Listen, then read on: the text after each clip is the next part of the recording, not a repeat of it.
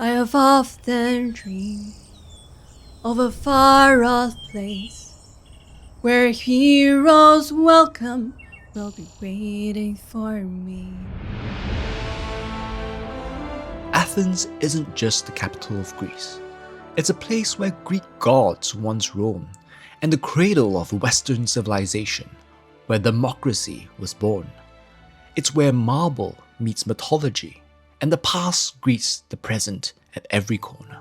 Hey friends, we're Melvin and Melissa, two doctors based in the UK with a passion for wellness, culture, and adventure. In this video, as part of our Greece series, we'll take you through some of the best things to do in Athens, where to stay, how to get around, and fun facts to help you plan your adventure, whether you're on a weekend city break or stopping by on your way to the Greek islands. Athens has something magical for everyone.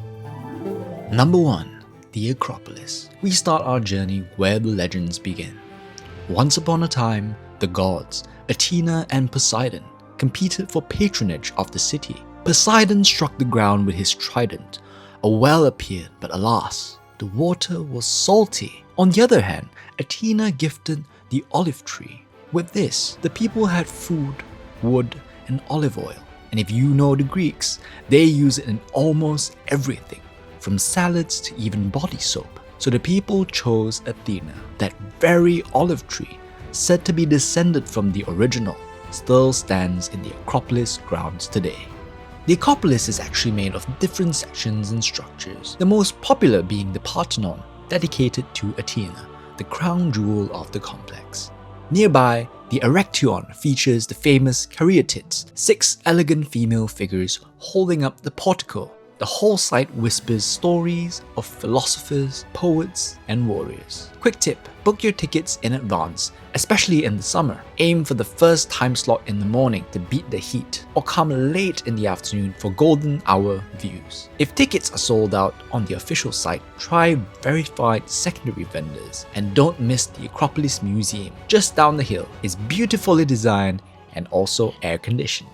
Hello from Athens, Greece. We are currently at the Acropolis and it's absolutely beautiful. This is actually just a view from the Acropolis, but if you look behind, this is actually the North Slope. And look at all that people there.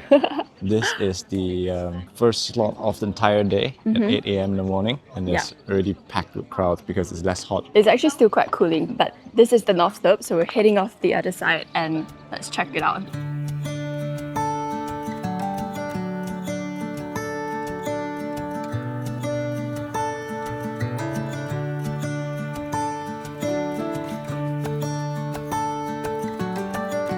So there used to be like a giant bronze statue that was supposed to be like right here, and it was so big that you could see it from the city itself. And because the entire area here is sort of like raised up on a hill anyway, so the statue is even bigger, and you can just from all across you can see a gigantic bronze statue of Athena.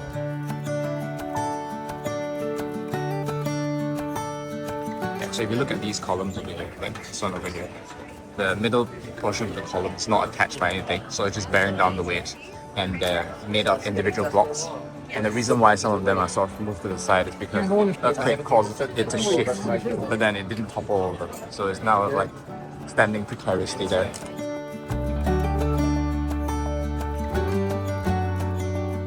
So that's Lycabettus Hill that you can actually climb up to take a view of the Acropolis. And on the right, that is the ancient agora. So this is the Roman agora. We then move on to the Panathenaic Stadium. We stepped into the only stadium in the world built entirely of marble. The stadium hosted the first modern Olympic Games in 1896, but its origins date back to 330 BC. It once held 50,000 spectators cheering the Panathenaic Games held in honor of Athena. Here you can walk the track, sit on the marble steps, and imagine the roar of the crowd. There's even an Olympic torch exhibit.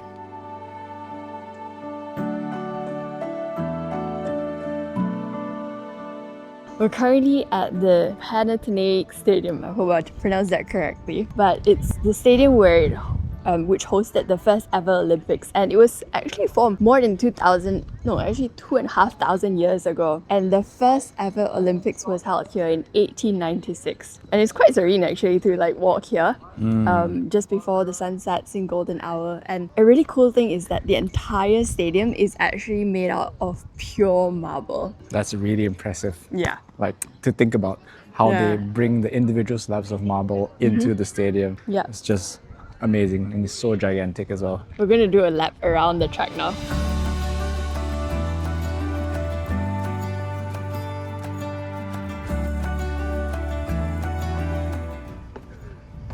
So you can imagine how steep these marble stairs are, and if you look down that way, it just spans the entire distance, and all these people, all these benches will be able to seat people.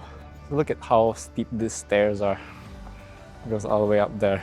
The view is so pretty. Yeah. You can see the entire stadium as well as the city at the back, and it's really quite an interesting city actually, because there's like, ooh, what's that? The bells are ringing. Yeah. It's really cool how there is lots of history, and it's like a sort of like a mixture between like New World and Old World almost.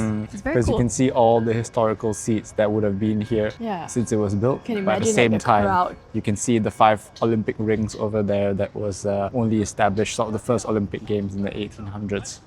We probably recommend you coming like either early in the morning or in the evening. So in the summertime, it closes at 7 p.m. and it's a lot cooler here now. And you can also see like the golden glow on the marble, which is very pretty. So if you look very closely, you can see 2 marble thrones, and these are typically reserved for the king and the queen, and the seats behind them are usually reserved for dignitaries and members of the royal household. There is actually a secret passageway from the door that goes behind the hill and out to the other side. So if you look here, there is a double-sided statue. On one side facing the track is an elderly bearded man.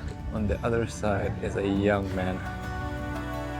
So this is a secret passageway that goes from the side of the stadium and cuts through the hill to the other side of the hill. And it's quite actually cooling and airy in here. You can hear a little bit of echo because the sound bounces off the solid stone walls. But here is the altar, and that's where the Olympic flame is typically lit. Oh, so these are actually the Olympic torches that they use in the different Olympics. So you have to, you know, the cool at Beijing, Sochi, Pyeongchang.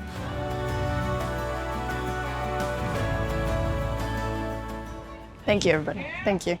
It's actually really interesting because in modern times, like now, they actually use this venue for things like marathons, like the finishing. Like imagine running a marathon and finishing it here. I feel like that is so cool. And they also use it for concerts, which is also like such a unique venue. Like marble seats for a concert?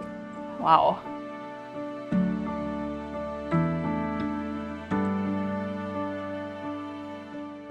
It's an olive tree. Ooh. Number 3.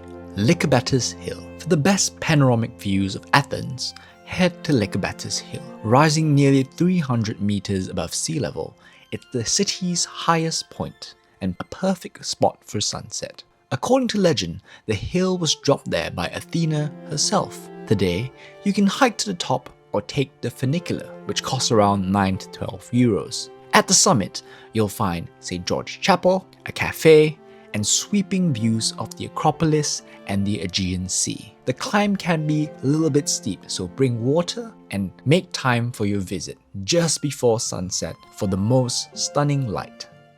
There's actually a concert going on right now. It's really cool because you can hear the music. We're going to head further up this way. You can see the stadium just right there.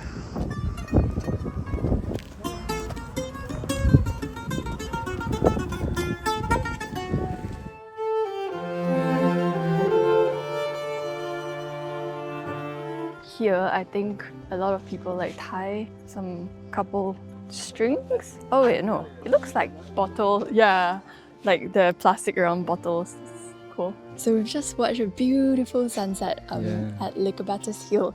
And a lot of people have left actually, so it's just blue hour now. But it's still very pretty and you can see the city of Athens down below. And And you can the sea at the back. Yeah. It's very pretty, and it's also quite cooling now that the sun has set. So we're just heading down now, and the walk down is actually quite slippery, so make sure if you do decide to hike up and down to wear good footwear. Number 4. Monastiraki Square. One of the liveliest areas in Athens, this square is where history meets street life. It's surrounded by layers of time, from ancient ruins to Ottoman mosque, Byzantine churches to modern shops. The square sits near the old Roman agora and Hadrian's library. Stroll through the flea markets, pick up souvenirs, and enjoy street performers and smells of sizzling souvlaki. Just around the corner is Atlanticus, a no-reservation, hole-in-the-wall seafood spot beloved by locals. Fresh, simple, and full of flavour.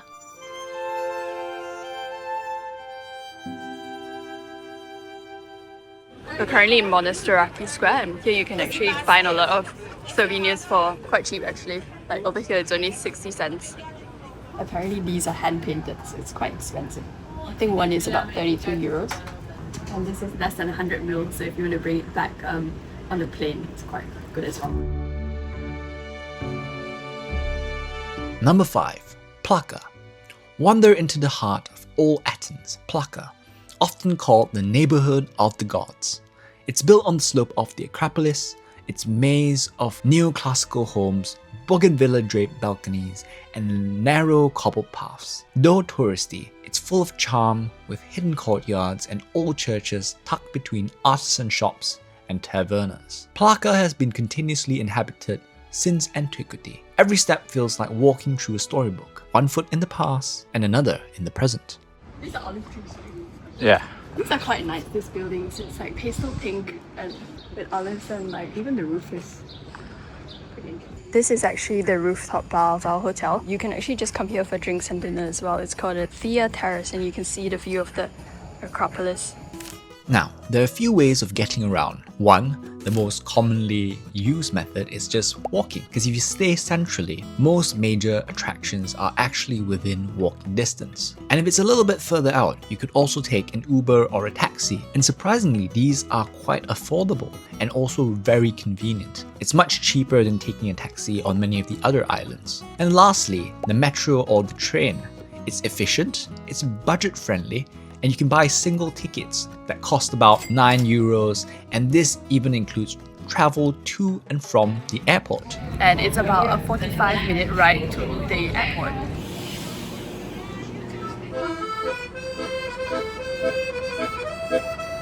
Make sure you hold on to your tickets, because they check your tickets at the end and they might fine you if you don't have the appropriate ticket. How to get to the other islands? The first option is to fly. This is often faster and sometimes cheaper than ferries, but flights can sometimes be cancelled due to the weather, especially in summer where the Meltemi winds can be strong. The second option, which is more commonly used, is the ferry. The pros are that there are no luggage weight limits and they're actually very comfortable. We booked with Sea Jets, which was clean, air-conditioned, and punctual. You can even track your ferry in real time using apps.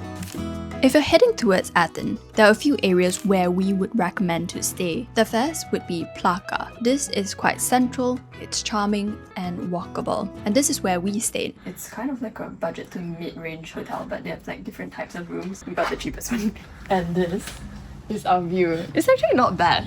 I think it's a church. It's a cool dome, and if you look there, right there, you can see like the tip of the Acropolis. The second would be Kukaki. This is slightly quieter and a little bit more residential. And the third area would be Siri. This is slightly more edgy and it's full of life. Great if you enjoy nightlife and local eats. So, whether you're drawn by myth or history, sunsets or like me, the Slovakia, Athens is a city that stays with you. If you enjoyed this video, check out our full Greece series playlist, including Santorini and Milos. See you on the next adventure. Bye.